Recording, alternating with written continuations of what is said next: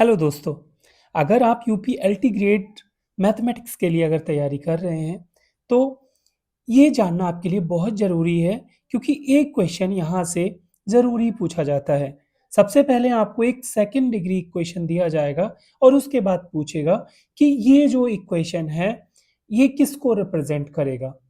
Options आपके पास अलग-अलग तरीके के रहेंगे, जैसे पेयर ऑफ स्ट्रेट लाइन हो गया, parabola, ellipse, hyperbola, rectangular hyperbola. तो कैसे करके इनको सॉल्व करेंगे? तो सबसे पहले देखिए, हमको इस तरीके से एक इक्वेशन गिवन होगी पहले ही से सेकंड डिग्री की जनरल इक्वेशन। तो with the help of this equation first we have to find out the value of ABC plus 2FGH minus BG square minus CH square minus AF square is equal to 0।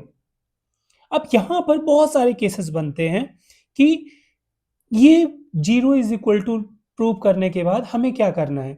तो सबसे पहले ये जो value होती है इसको हम ये भी लिख सकते हैं कि ये डेल की वैल्यू होती है। तो सबसे पहला केस अराइज होता है आपका if del is equal to 0 and h square minus ab is equal to 0, then it represent two parallel lines।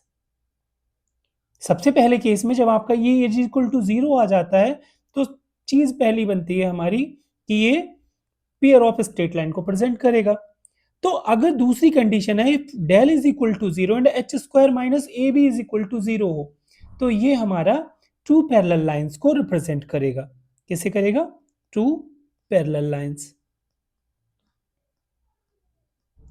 Same as अगर हमारा second case if del is equal to 0, del तो 0 आता है लेकिन H square minus A B की value अगर greater than 0 आती है तो ये करेगा टू इंटरसेक्टिंग लाइंस को रिप्रेजेंट करेगा।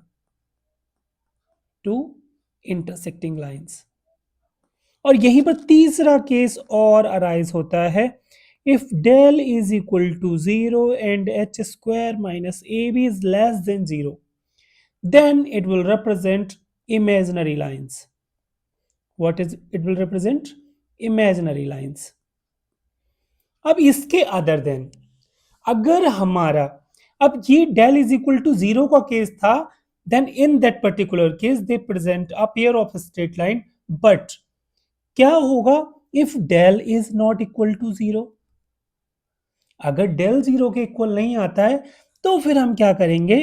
फिर उसके बाद फर्स्ट केस हमारा फिर अराइज होता है that H square minus A B is equal to 0।